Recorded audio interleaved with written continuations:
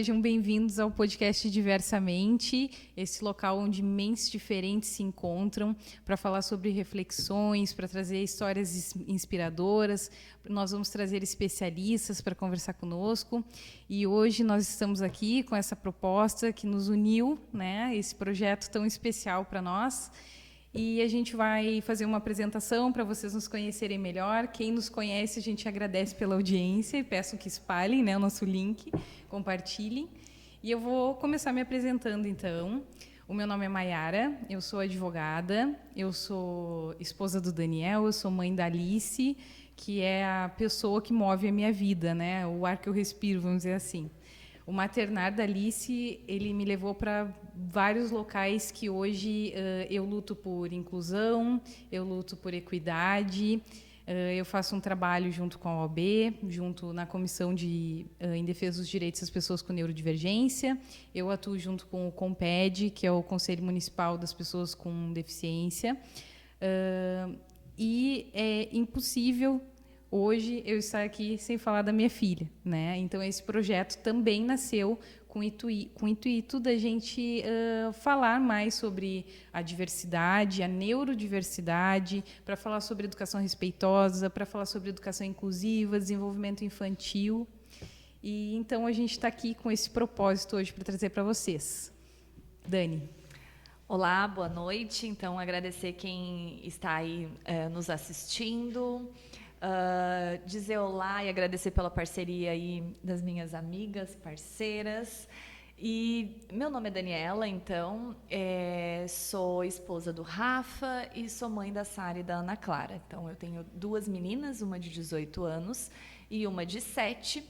Sou neuropsicopedagoga, pedagoga, especialista em educação inclusiva. E aí, o que eu posso dizer, assim, da minha maternidade, que é também o que me move, assim como a Mai, é principalmente que durante um bom tempo da nossa vida familiar eu não tinha muita ideia sobre neurodivergência, eu não tinha muita ideia sobre os transtornos do neurodesenvolvimento. E quem me trouxe isso foi a faculdade, inclusive a faculdade onde nós estamos hoje, nesse espaço, né? E uma professora que me inspirou muito. Depois de um tempo, então, eu entrei para a sala de aula e eu comecei a perceber o quanto eu precisava buscar conhecimento para poder realmente fazer uma prática pedagógica e, principalmente, fazer a diferença na vida dos meus alunos. Então, foi por meio dessa busca de conhecimento que eu descobri que, sim, eu sou mãe atípica, então minhas duas meninas têm TDAH e elas também, elas movem hoje a minha vida, moveram a minha transição de carreira, né? Hoje eu atuo apenas como neuropsicopedagoga clínica institucional.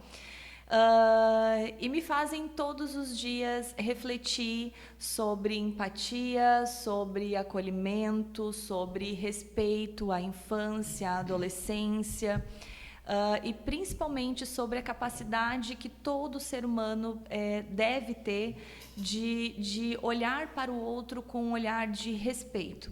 Respeito às diferenças, porque, como a gente sempre comenta, né?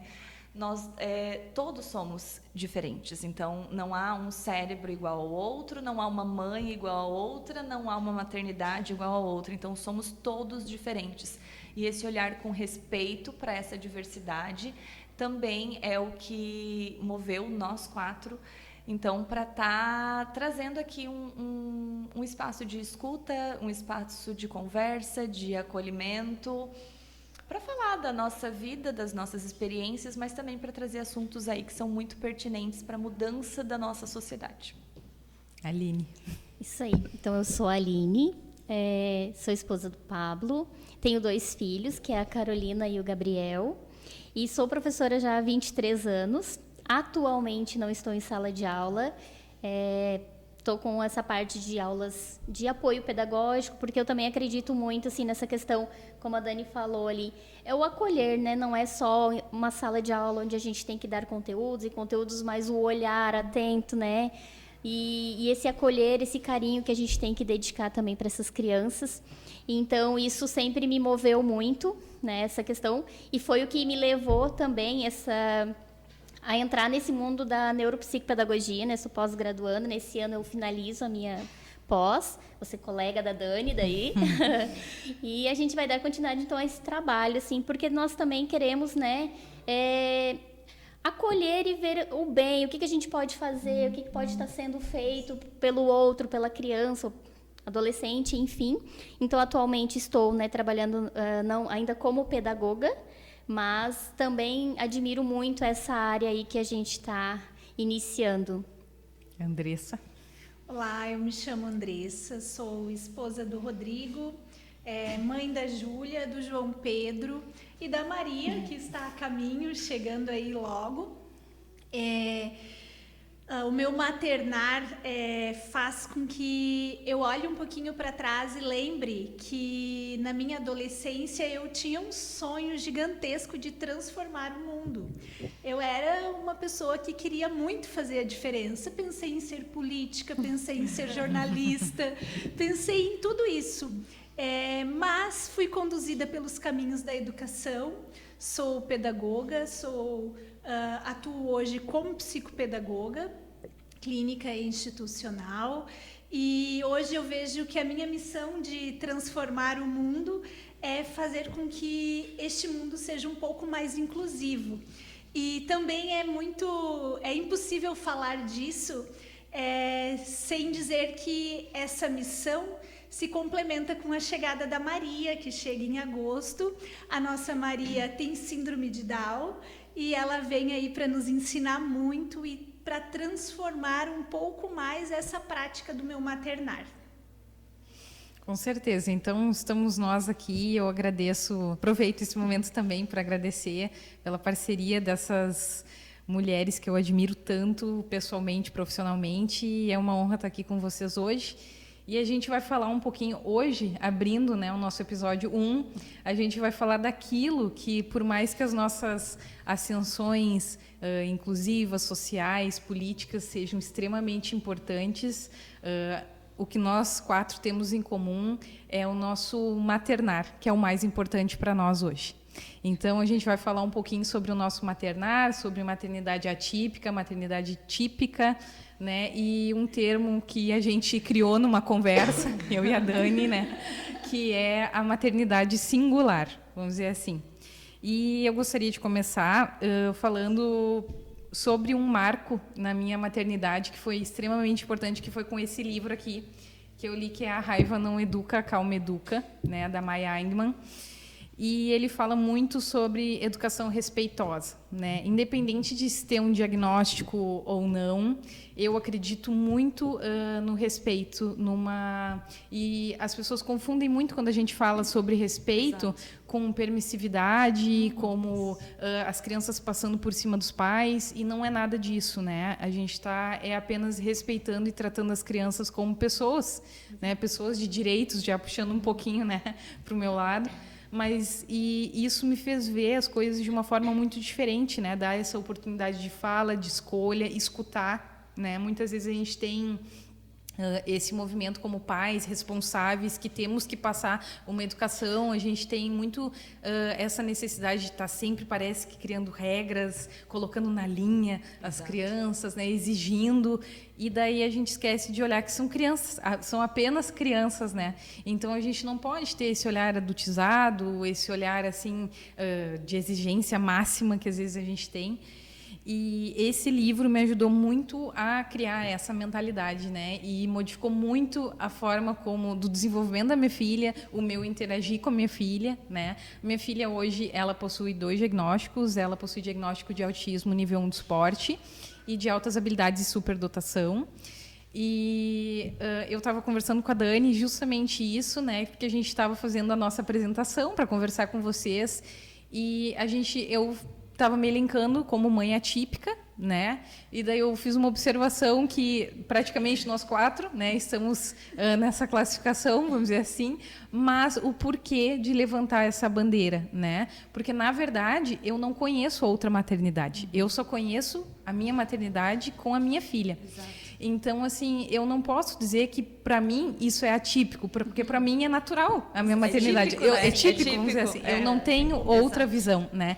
Então, daí, eu falei com a Dani, na verdade, a minha maternidade é singular, né? Porque ela é só minha. Exato. E por mais que, assim, as gurias podem falar melhor do que eu, elas têm mais de um filho, mesmo que tu tenha 2 filhos, o teu maternário não vai ser igual. Exato. Eu ia falar sobre isso justamente. Eu costumo dizer que somos pais de 3 filhos únicos, né? Exato. 3 filhos únicos. Bem, então, não tem como maternar da Júlia, que foi a nossa primogênita, ser igual ao do João Pedro ou da Maria, que vem chegando por aí. Porque cada um deles tem o seu jeito, tem as suas características, tem o seu temperamento e acaba fazendo com que a gente busque formas singulares de conseguir criar uma relação respeitosa, uma relação baseada assim em valores, baseada naquilo que se faz mais necessário para a formação integral dessas crianças. E outra, né? Em cada maternidade estávamos em momentos diferentes das nossas vidas. Com certeza. Né? E isso conta muito. Eu acredito que isso foi... eu também, esse livro para mim... Abriu caminhos. Essa mulher maravilhosa. Modificou vidas. Mas eu acredito muito... eu tive uma mudança de pensamento, de paradigma, de posição, depois que eu fiz faculdade, me tornei pedagoga e notei que eu precisava de um movimento para entendimento, então, das minhas crianças na escola e em casa. Né? E faz uma diferença enorme. Então, eu sempre digo, né, que eu tenho 2 momentos. Assim, com a Sara, eu fui uma mãe, e com a Ana Clara, eu fui outra mãe. Eu fui mãe jovem, né? Então, quando eu tive a Sara, eu tinha 20 anos, e eu considero que eu era imatura, né? Então, a gente carrega muito do que vem... do nosso meio social. Então, com a Sara, eu tinha uma postura, por vezes, mais rígida. E quando eu tive esse start e eu comecei a estudar mais sobre a educação respeitosa e a falar sobre isso e pesquisar sobre isso, eu entendi que a primeira coisa que eu precisava fazer era pedir perdão para minha filha. E aí eu nunca vou esquecer o dia que eu entrei no quarto e eu disse, filha, você me perdoa? Eu fui violenta. E ela disse... Quando? E aí eu comecei a elencar algumas coisas, como, vou dar um exemplo, assim, quando eu dizia para você, come toda a comida que está no seu prato, nem tinha sido ela que tinha se servido, mas precisava comer toda a comida. Só que adulto, quando não quer comer toda a comida, não porque come. está satisfeito, não come. Então eu comecei a perceber pequenas violências que a gente não dá esse nome. E daí é o livro 2, o livro 2 que a gente não está aqui, que pais feridos, filhos sobreviventes, né? Que justamente fala sobre a necessidade de a gente quebrar ciclos. Exatamente. Né? Porque às vezes a gente vem de uma educação que é mais formal, porque os nossos pais também foram criados assim, eles foram criados assim, e eu ouvi uma vez uma frase de uma psicóloga que disse assim, ninguém sai livre da sua infância. Exato. Né? E é verdade, a infância é um terreno que a gente pisa para o resto da vida, né? Então, os nossos pais tiveram a vivência deles, que daí se tu for analisar para a vivência dos nossos avós, nossa, era uma realidade completamente diferente. Então, só que hoje daí a gente tem aquelas falas que são tão assim complicadas e desajustadas que falam assim, essas crianças mimimi, eu não suporto isso, na verdade, essas crianças mimimi, essas crianças Nutella, na minha época não era assim, eu apanhei e sobrevivi, a que custo, né? Daí a gente vê toda uma geração aí precisando de terapia, saúde mental comprometida, ansiosa, né? Com depressão, ansiosa toda, porque também não tem dificuldades de se resolver, né? Sabe que o que mais me chama atenção na questão dos meus 2 maternais ali. A Sara é uma menina... sou suspeita, né? Mas a Sara é uma menina espetacular. E ela tinha muita dificuldade de se colocar, de falar, olha, não gosto disso, isso não é legal, né? Então, ela tinha essa dificuldade. A partir do momento que eu mudo enquanto mãe e que eu começo também a ouvir ela, dar voz porque ela precisa realmente manifestar para mim, ela começa a ter segurança. Diferente da Ana Clara, que já nasceu nesse meu momento de quebra de ciclos, né? E de busca de conhecimento, e que veio, e eu sempre ensinei, você pode dizer quando você não gosta. Então, eu até tenho um relato, assim, porque ela entende, por exemplo, a Ana Clara entende que ela tem TDAH e as características desse transtorno e o que ele pode causar no dia a dia dela. Então, ela sabe que ela é uma menina que, né, tem uma sensibilidade auditiva ali e tal. E aí, essa semana, ela caiu na escola, ela viu uma pessoa que era familiar e foi correndo para abraçar. E, na verdade, ela não caiu, ela trombou contra as duas crianças. E aí, quando ela entrou dentro do carro, eu disse, você chorou? Sim, né, mãe? Porque eu sou sensível. Então, ter a capacidade de compreender o que sente, quando sente, e poder falar isso, eu acho que é um dos maiores ganhos, assim, que a gente pode dar para os nossos filhos, né? De aprender a se colocar também. Sim, e gurias, eu até queria comentar, assim, eu tenho, né, a Carol, que vai fazer 13 anos, e tenho o Gabriel de 4, e eu sempre comento isso, assim, o tempo de professora, assim, eu fui uma prof antes de ter a Carol, outra quando me tornei mãe, e depois quando me tornei mãe de novo do Gabriel, diferente também, porque a gente vai amadurecendo, né? A gente tem filhos e a gente vai descobrindo como que tem que ser, né? E o Gabriel veio para mostrar que, né, tanto que assim, não sou uma mãe atípica, mas ele está em processo de investigação, né? A gente, porque desde pequenininho a gente foi percebendo algumas questões nele, que, né? Então a gente já começou com intervenção precoce, já fomos levando ele aonde a gente achava assim, não, né? Merece um olhar mais atento, e tudo isso foi despertando em mim também essa questão da neuropsicopedagogia, de tu entender, de tu estudar, tu saber aonde, né? O que eu faço nesse momento. Às vezes eu converso muito com a Dani e falo assim, e agora, Dani? Porque a gente se sente perdido, por mais que esteja dentro, né, da educação, a gente vivencia isso, né? Em sala de aula, a gente esse olhar atento que a gente vai tendo para as crianças, mas quando a gente está do lado de cara, que a gente é mãe, a gente fica assim, meu Deus, e agora? Parece que eu não sei o que eu faço. E daí a gente vai pro lado da saúde, vai pro lado da educação, tu vai pro lado do direito, tu vai pro lado de tudo, né? O que é a sala de espera? A gente conversa muito sobre isso. Eu me lembro que a primeira vez que eu fiquei numa sala de espera foi quando eu levei a Ana Clara na fonoaudióloga, e aí eu falo para a Aline, isso mudou totalmente a minha maneira de falar com os pais quando eu ainda lecionava, porque estar na sala de espera e ver o teu filho entrando com um terapeuta passa um turbilhão na tua cabeça, e dizer, agora, será que vai conseguir, será que não vai conseguir, como que vai ser o futuro? E aí eu entendo que quando eu ia falar com os pais, eu não podia dizer, olha, eu acho que a tua criança precisa de um psicólogo, de uma avaliação, tem que ter um... Tu aprende a ter uma empatia, né? Isso, tu colocar no lugar do outro dizer, olha, quem fundamental. sabe vamos olhar, né, tá precisando, mas de uma maneira, tem que ser muito acolhedor. É que tudo, na verdade, né, a gente pode falar, mas existem formas e formas de a gente falar as coisas que a gente precisa. A forma como a gente se coloca, né? Exatamente. Eu vivi essa experiência agora durante a gestação. Na primeira eco, quando foi levantada a hipótese pela alteração da translucência nucal. E foi um médico, ele foi certeiro no diagnóstico, mas ele não foi feliz na forma de falar. E ele me deixou assim, meu Deus, porque naquele primeiro momento, o que a gente tinha? A gente tinha um risco de síndrome, mas a gente não sabia qual era. E quando bate o desconhecido à nossa porta, é diferente. E aí, quando a gente fez a segunda eco com outro profissional, que ele constatou, foi mais minucioso, disse, não, olha, é por aqui, a probabilidade é síndrome de Down. Pronto. Aliviou. Então, falou a mesma coisa, mas de uma forma diferente. E ter esta empatia faz toda a diferença com as famílias, especialmente, né?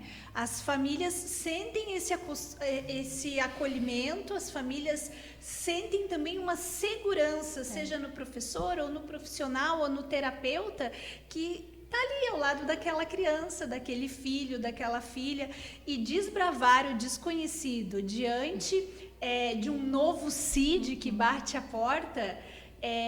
É uma aventura, mas num primeiro momento ela pode ser uma aventura linda, como para mim tem sido neste momento, mas ela pode ser assustadora, Exatamente. dependendo de quem nós encontramos pelo caminho. Dependendo da forma como tu recebe, dependendo da forma como te falam, né? Exato. É que nem a gente fala assim, ó. Eu ouço muito isso dentro do autismo, né? Um médico, inclusive veio essa pergunta para mim no Instagram esse mês. Um médico pode dar um diagnóstico em 15 minutos? Ele pode. Ele pode. Por quê? Porque quando a gente começa a estudar um pouco mais sobre as neurodivergências, sobre deficiências, a gente começa a criar um olhar técnico que tu começa a desenvolver, clínico, assim. né? Tu Muito olha clínico. e tu já começa a reconhecer comportamentos que são bem típicos, está lá no DSM, preenche aquele checklist. Tu deve... Claro que tu não deve. Como é que tu vai chegar assim em 15 minutos, por mais assim, ó, que tu pensa? Transformar a vida. O médico tem essa técnica, ele pode fazer isso, ele pode porque principalmente o médico é especialista, porque ele deve se debruçar e estudar só sobre isso. Não, então e ele quantas reconhece em vivências, né, minutos que ele tem. Quantas vivências, quantas quantos crianças já pacientes. passaram ali. Então ele reconhece isso em minutos, mas ele deve fazer isso. Como que a família vai se sentir, né? Simplesmente em receber assim um diagnóstico, seja qual ele for, né? Que forma, porque dependendo da forma como tu recebe, tu acredita ou tu desacredita, né? Tu vê potencial ou tu vê limites. Exato. Sim, então, gurias. assim, não, vamos lá. Não, eu ia comentar que esse olhar eu percebo até com os alunos que eu atendo atualmente. Porque eu atendo adolescentes e às vezes eles chegam muito desmotivados. E esse acolher, para mim, é a palavra, assim, que... Porque às vezes eles chegam desacreditados, né? E aí... Tu dá uma palavra, tu escuta, tu acolhe, e aquilo ali é transformador. Tu acredita? Tu mostra que tu tá acreditando no potencial e aquilo ali é transformador para eles. Porque eles voltam com um retorno, tipo assim, eu consegui, olha o que eu fiz.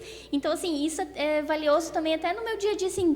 Por isso que eu, né, falando da palavra do acolher, isso aí é tão importante, né? Não acolher somente as famílias, mas assim, todos, sendo típicos ou atípicos. Com certeza. Né? Isso aí porque faz parte da nossa realidade e que importante que a gente tem esse olhar, assim, né? Que bom que a gente consegue isso. Assim, esse ano eu tenho passado pela experiência da mudança de escola dos meus dois, da Júlia e do João Pedro.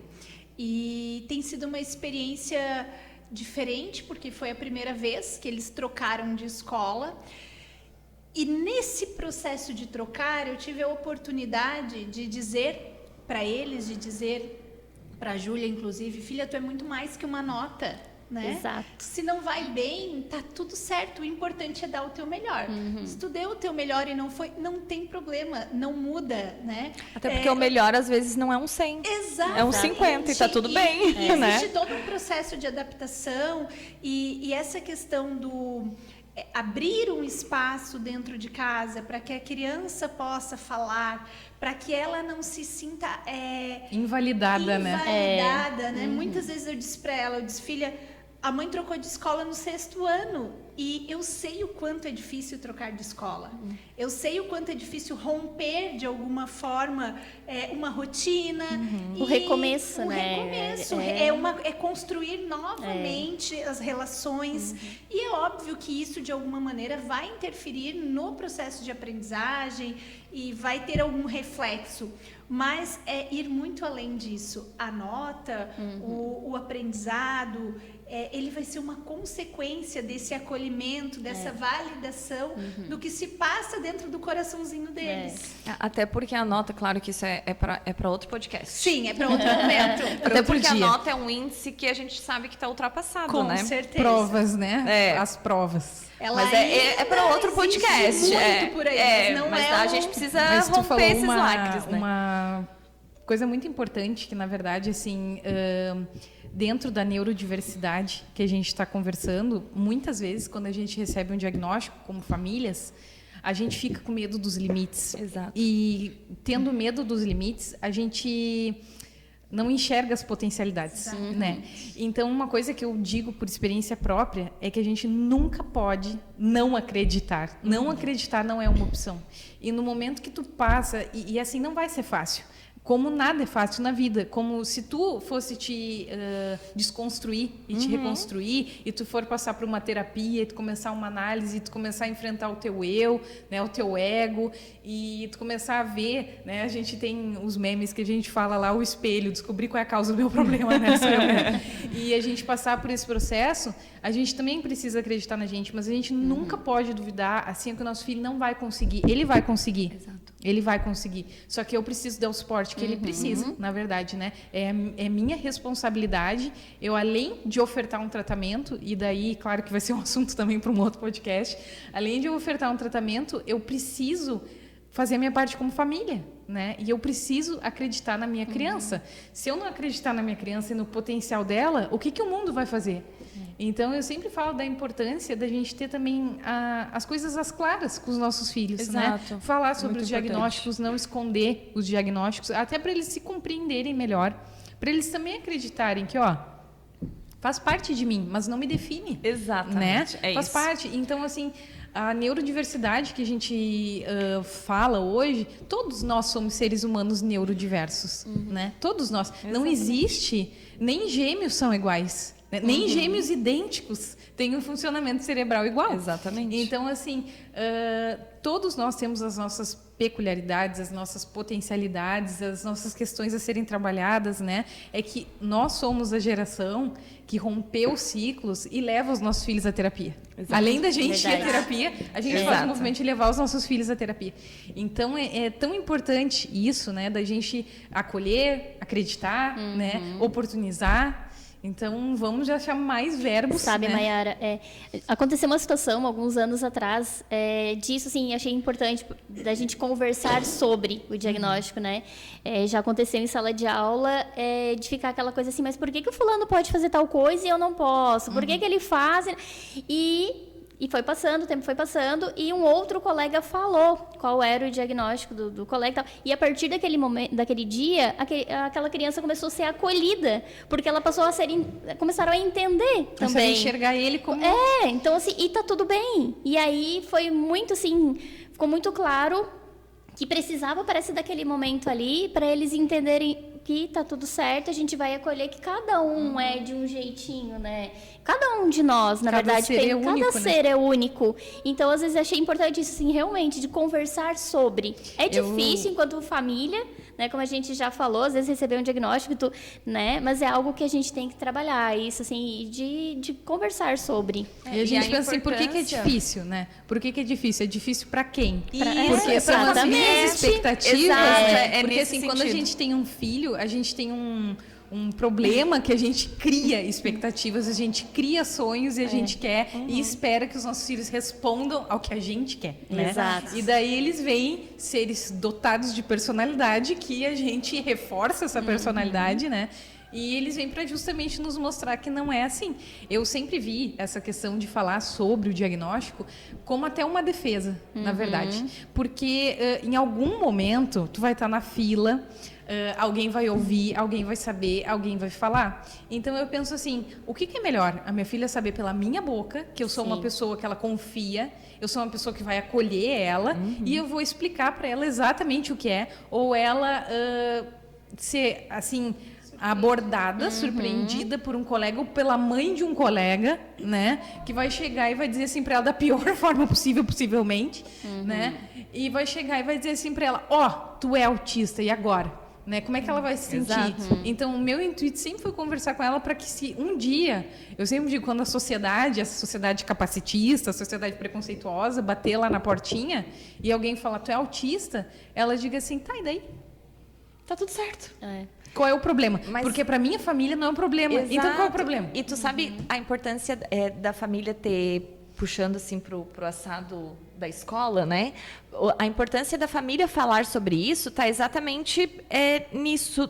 Porque quando a família fala abertamente com a criança, ela dá liberdade para que o professor consiga fazer um trabalho realmente inclusivo em sala de aula. Aí tu imagina, tu ter uma criança em sala de aula que precisa de algumas adequações e tu não pode falar, mas tu tem 25 crianças. Então como que tu diz que o fulaninho pode e tu não? Como abordar isso, né? Sabe que eu acho que essa questão de levar a conhecimento da criança passa muito também pela aceitação da família. Isso. Quando a família... E por que e aí eu olhando, né? Por que é tão difícil essa aceitação? Porque falta conhecimento. Exatamente. Né? E é isso que nos moveu a estar aqui. Falta conhecimento. O preconceito existe onde não existe conhecimento. É claro que... E o medo também. E o capacitismo, né? às vezes, começa Exatamente. dentro de casa. E isso né? por medo, de por casa. medo.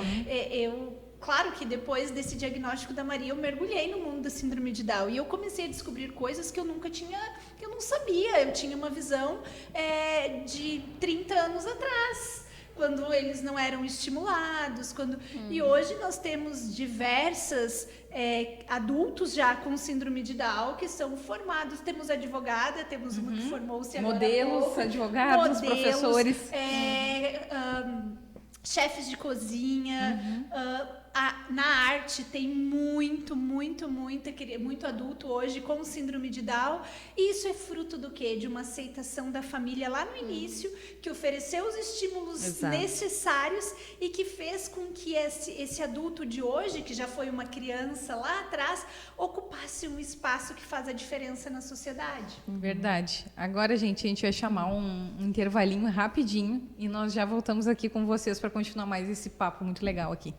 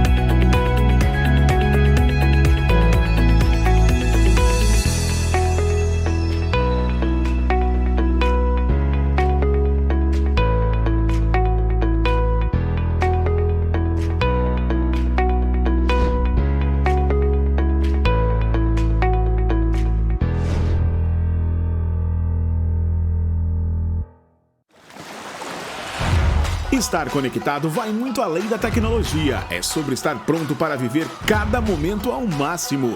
Yasmin, surfista profissional, sabe que cada onda é uma oportunidade e, para isso, ela precisa de uma conexão de verdade. Com a Digitotal, ela acessa informações precisas e se prepara para o momento perfeito. Porque conexão de verdade não é sobre velocidade, é sobre estar presente nos momentos que importam.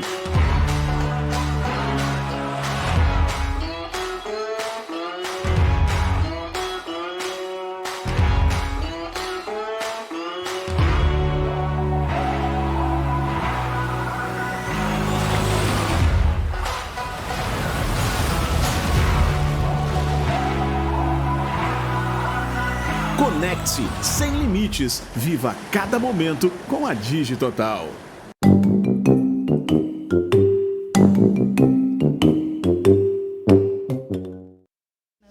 E aí, gente, estamos voltando, então. O papo estava bom aqui no intervalo, né? E trazendo um pouco, né, do que a gente estava conversando antes, vamos falar um pouquinho sobre o que a gente considera, na verdade, com a nossa experiência, o que é típico e o que é atípico, né, gente? Então. Eu tava pensando, assim, eu converso muito com a Dani, né? A Dani também é neuropsicopedagoga da minha filha. Então, assim, troco muita ideia com ela. E eu estava conversando com ela e estava pensando assim, Dani, eu convidei algumas amiguinhas da minha filha para ir na minha casa, né? E daí, claro que a gente observa alguns comportamentos, né? E daí eu estava pensando assim, nossa, a minha filha, ela lê um livro inteiro, a minha filha assiste um filme inteiro, a minha filha faz uma coisa de cada vez, e daí ela faz tudo de acordo com a minha visão, é tudo típico, vamos dizer assim, ela tem movimentos típicos, né? Daí eu digo assim, a minha filha é atípica. O que é atípico e o que é típico, né? Porque dentro da minha visão, eu, claro, né, faço minha meia-culpa de mãe aqui, mas minha filha é maravilhosa, minha filha é perfeita e minha filha é um ser humano incrível. Então, nossa, e ver ela do jeitinho que ela é, me faz querer ser uma pessoa melhor também, né? Por ela... Deus sabe que na receitinha ali que ele me fez, ele não botou paciência e por ela eu aprendi a ter paciência, por ela eu aprendi muitas coisas, assim. Então, porque ela me incentiva a isso, né? E ver que ela me enxerga como um porto seguro dela, nossa, dá todo sentido para mim, né? Todo sentido para minha vida. Então, eu fico me perguntando assim, o que jura que essa minha relação é atípica, né? A minha filha é atípica, então para mim não é, né? Exato. Por isso que a gente conversando veio esse termo de singular, porque na verdade nós todos somos seres únicos, né? E a gente, quando rotula, vamos dizer, de típico ou atípico, a gente meio que está se comparando ao outro, né? Porque atípico em relação a quem? Exatamente. A gente, na verdade, essa conversa surgiu porque a mãe me perguntou, tu te considera uma mãe atípica? E aí, naquele momento, eu disse não. Porque o que é ser uma mãe atípica?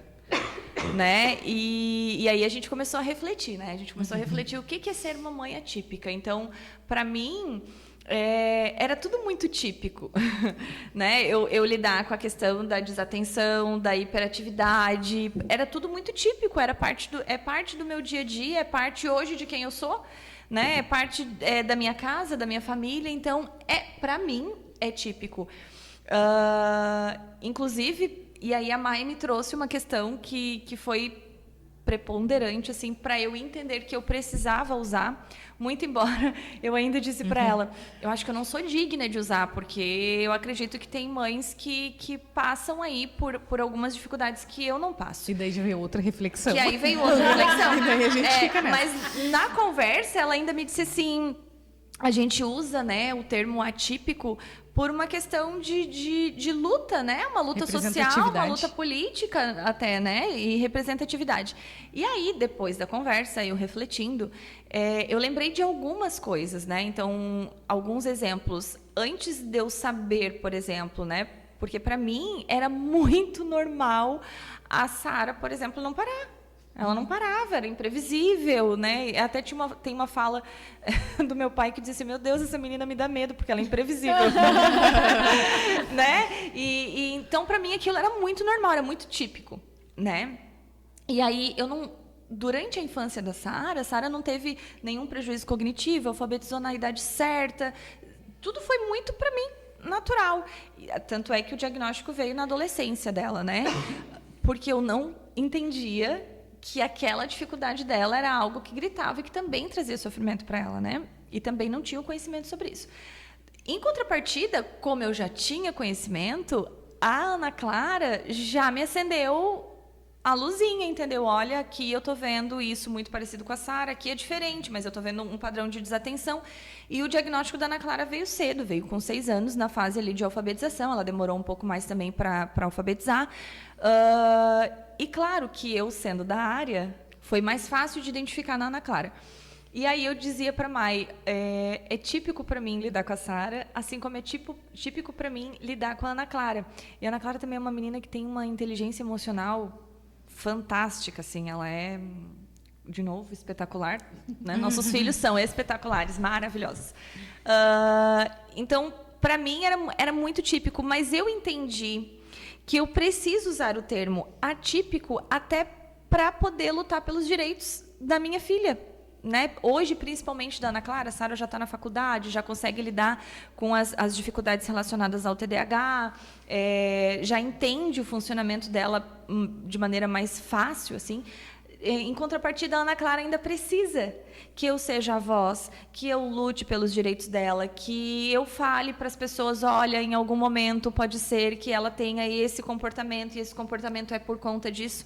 Então, isso me deu o título, né, de mãe atípica, para que eu consiga, e deu para ela o título, né, de criança típica, muito embora eu não goste dos rótulos, porque como a gente e a gente defende aqui entre nós que cada criança é uma e por isso singular, mas deu para gente a possibilidade de lutar por esses direitos e por esse olhar, que eu acho que para mim é o que mais pega, assim, o olhar inclusivo, o olhar empático. No caso da Ana Clara, que está em idade escolar, a gente vai ver isso muito dentro da escola, que é onde se dá as relações dela, né?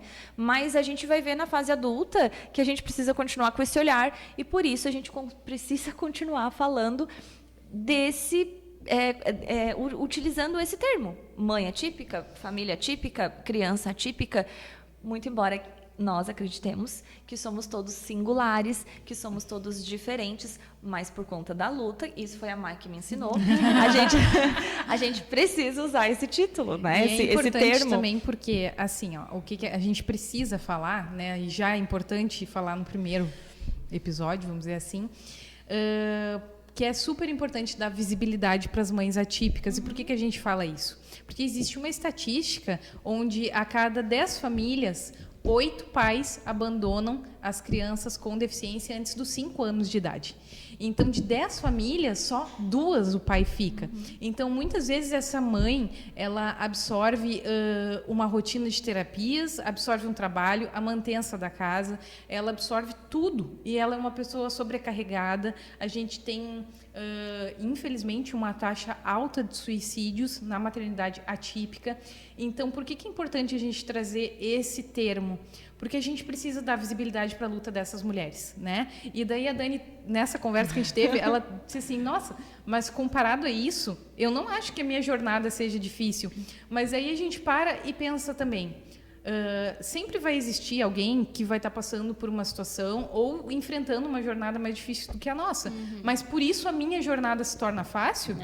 Né? Exato. Não, na verdade não se torna. É que a gente sempre acaba, para tudo na vida, se comparando com as outras pessoas e outras situações. Mas, na verdade, a gente sabe, né, que a gente poderia, às vezes a gente faz, por mais que seja super cotidiano para a gente, irregular, eu odeio utilizar a palavra normal, mas é normal para a gente, né? A gente fazer as rotinas que a gente faz com os nossos filhos, a gente também se sobrecarrega. Exato, né? e muito, a gente né? sobrecarrega como mãe, a gente sobrecarrega como esposa, a gente sobrecarrega como profissional, e a gente tentando ser excelência em todas essas áreas, né?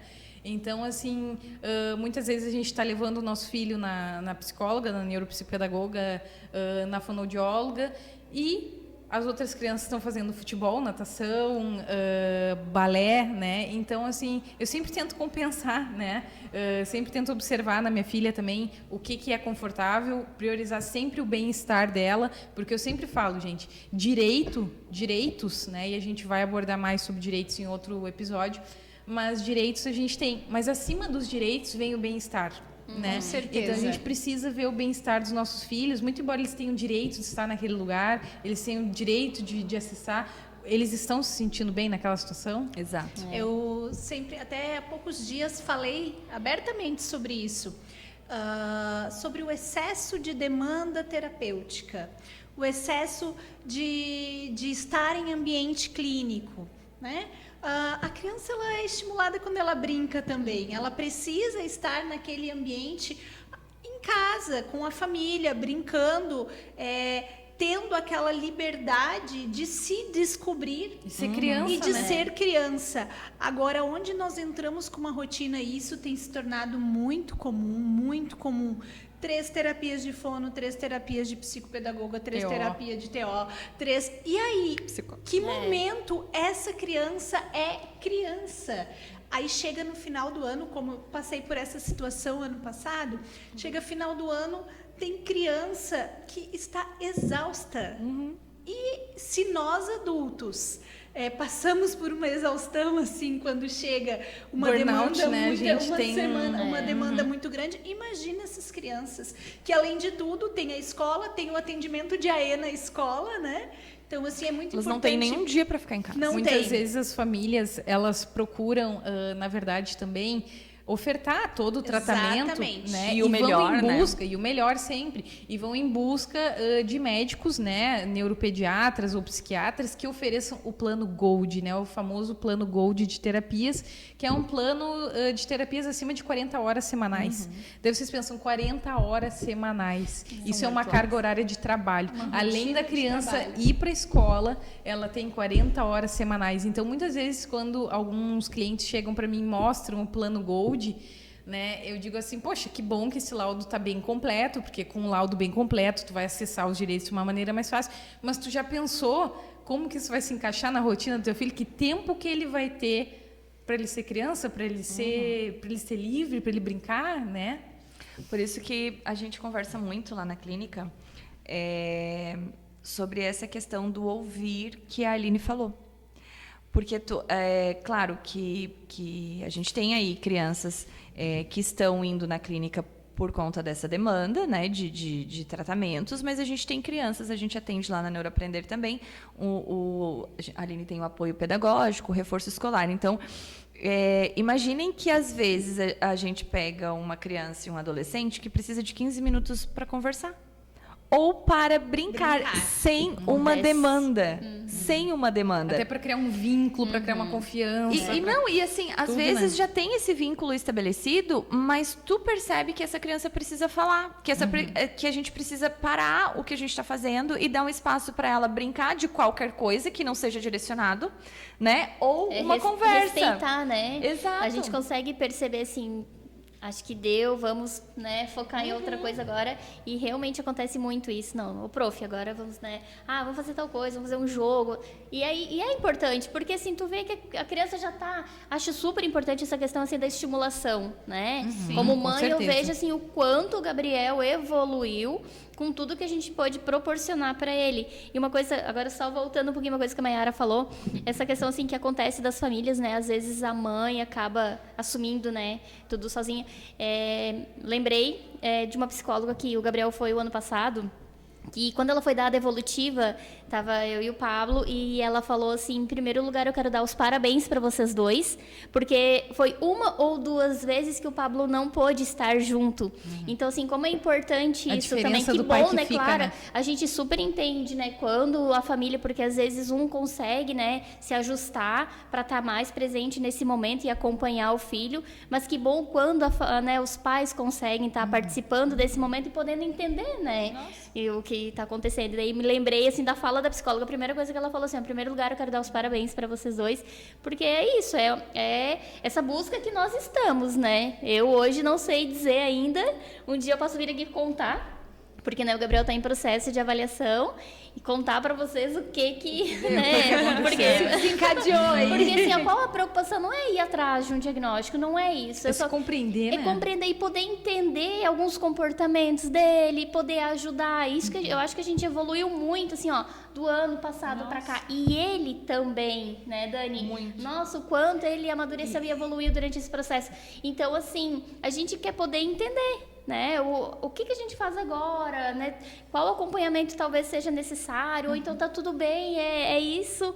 Então, assim, me remeteu a esse momento que aconteceu, assim. Lembrei. Hoje a gente se depara com muitos adultos tendo diagnósticos, né?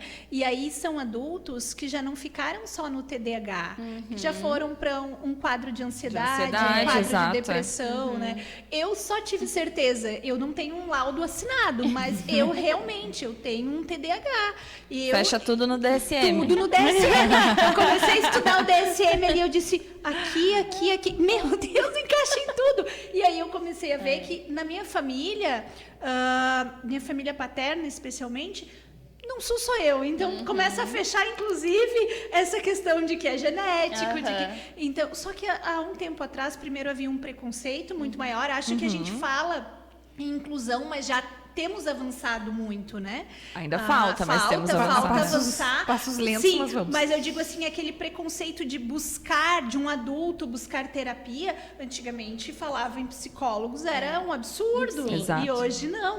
Então, acho que eu olho para a minha realidade escolar e eu vejo as crianças que batem para eu avaliar hoje. E aí eu penso, nossa, a diferença que poderia ter feito para mim eu ter esse autoconhecimento. Talvez não lá na alfabetização, lá na infância, mas na fase da adolescência e no início da vida adulta, porque faz parte de um processo de autoconhecimento que vai fazendo com que a própria pessoa aprenda a lidar com as suas dificuldades. E isso é uma coisa que às vezes as famílias me perguntam, Eline, o que tu acha, né? Será que eu levo para fazer avaliação? Porque está apresentando tal comportamento? Eu fui chamado na escola, né? Daí eu sempre falo, a gente conversa muito assim, percebeu-se na escola, em casa tu também tá percebendo. Acho importante esse outro olhar profissional, né? Porque daqui a pouco a criança, claro, tá acostumada com aquela rotina dela ali, mas daqui a pouco tá em sofrimento e poderia ser bem melhor. Exato. Né? Fazendo alguma terapia, algum acompanhamento, poderia ser tudo muito mais leve, poder se entender. Exatamente. Então, assim, muita gente pergunta, e agora o que eu faço, né? Então, se tu tá percebendo que tem alguma coisa que pode ser feito algo, né? Que bom que temos hoje em dia, né? Tantos profissionais que podem estar auxiliando nisso, né, Andressa? Que há tempos atrás não se falava tanto. Verdade. Né? Por isso Pelo que tantos contrário, adultos né? hoje em dia... Mas é importante Então, falar que assim, hoje a gente fala mais, a gente conscientiza mais, a informação está mais disponível, mas eu acho engraçado que as pessoas dizem assim, agora o autismo está na moda, TDAH está na moda, neurodivergência está na moda. Sempre existiu, Daí tu né? fecha o olho e Sim. tu lembra daquele vovozinho que só comia mesa margarina, né? Que só falava quando ele queria, que se isolava. Eu pegando aqui, eu me lembro do avô do meu esposo. Primeira vez que eu fui na casa do avô do meu esposo. E eu cheguei lá e ele se comunicando assim, ó. E eu disse assim, o teu avô é mudo? Eu falei pro meu marido e ele disse assim, não, mas ele fala só quando ele quer. E daí eu vendo hoje a carga genética, né? Que nós vamos vindo, né? Então, assim, depois que ele criou um vínculo de confiança comigo, ele me conheceu, ele falou. Exato. Então, assim, a gente vê que... só que a gente está, óbvio que num momento de descontração, mas essas pessoas onde estavam antes, né? Essas pessoas ou estavam em sofrimento ou estavam em manicômios, né? A gente fala muito da luta antimanicomial. Então, assim, a gente precisa falar mais, né? A gente tem estatística hoje, nos Estados Unidos, o CDC, que 1 a cada 31 crianças tem autismo, 5 a 8% da população mundial tem TDAH, 3 a 5% tem altas habilidades de superdotação, que é muita gente, né? Gente, é muita gente e não é falado. 1 a cada 700 crianças tem síndrome de Down. Então, todas as causas são importantes, todas as causas a gente tem que levantar. Eu sempre digo que as comunidades, elas têm que se organizar e têm que levantar suas pautas, porque é extremamente importante a gente falar mais sobre neurodivergências em geral, deficiências em geral, né? Claro que a gente tem hoje uma estatística alarmante de autismo, né? Mas é importante que a gente abrace todas as causas. A gente tem que pensar assim, voltando para esses adultos aí que a Andressa mencionou, quantos desses não finalizaram o Fundamental 1, o ensino médio ou não tem um curso superior, né? Com Por conta certeza. disso. E aí vou puxar aí para o meu assado, para minha família, de pensar o quanto crianças com TDAH, que na minha época de escola era visto como, meu Deus, esse menino não para quieto, meu Deus, não presta atenção, problema, né? tá viajando, né? Era assim que se falava. Então, quantas dessas crianças cansaram de ouvir, se sentiram como se elas não tivessem competência, né, para estar naquele lugar, incapacitadas de estar naquele lugar. E quando eles tiveram uma idade, o que eles fizeram? Eu não vou mais. Né? Então, a gente vê muito disso. Assim. E é isso que a gente busca hoje. É trazer esse conhecimento para que as famílias consigam olhar para os seus filhos com esse olhar mais acolhedor também, de se colocar no lugar, né? E se for necessário, buscar, né, um profissional, uma avaliação, o posto de saúde, a saúde do município, do estado, para que a gente minimize sofrimento. Com certeza, né? E é para isso que o Diversamente está aqui. Então, esse foi nosso primeiro episódio, né, que a gente trouxe esse assunto tão importante e que nos toca muito, que é o maternar, a tipicidade.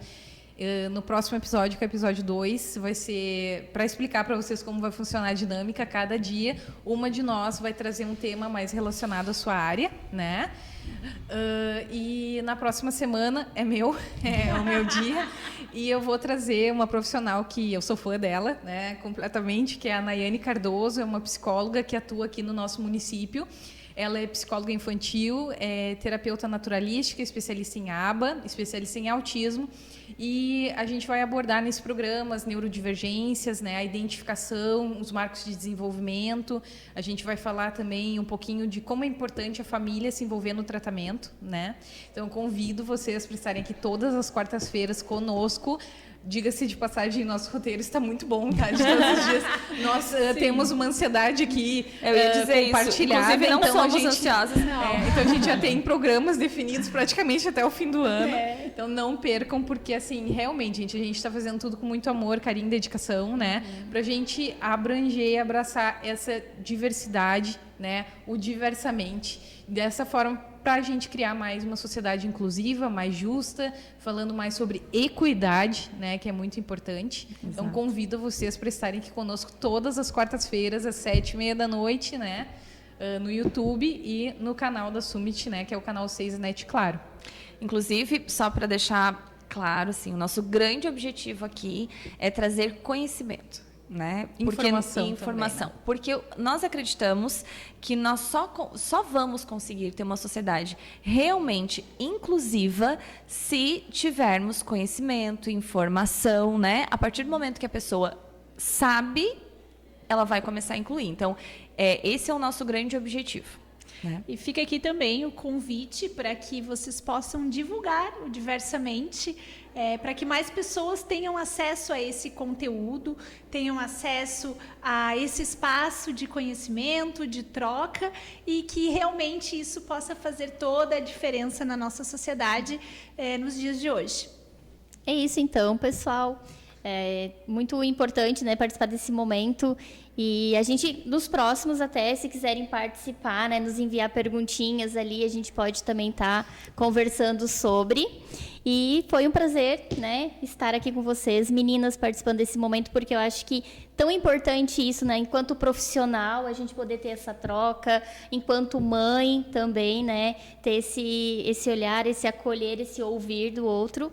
Então, a gente gostaria muito que vocês, né, pessoal de casa, possam interagem, por favor, com a gente a semana que vem, né, @podcast diversamente, né? Deixem lá as perguntas, os temas que vocês gostariam de ouvir, compartilhem conosco a opinião de vocês, se vocês estão gostando, né? A gente é diversa aqui, somos diversas, então, assim, viemos justamente com esse intuito de informar, trazer conhecimento, acolher, acreditar e influenciar de uma forma positiva, né, que as pessoas procurem mais, como a Aline falou, intervenção precoce, procurem entender mais, aceitem mais o diagnóstico, né, acreditem mais no potencial dos seus filhos. E a gente vai abordar diversas áreas, né, Mayara, durante todos os nossos encontros aqui, vai ser bem importante. Aprendizado, desenvolvimento infantil, educação, direitos, né, das pessoas com neurodivergência e deficiências, então políticas públicas, a gente vai trazer aqui. Né? Gente, vai ter assim, ó, psicólogos, médicos,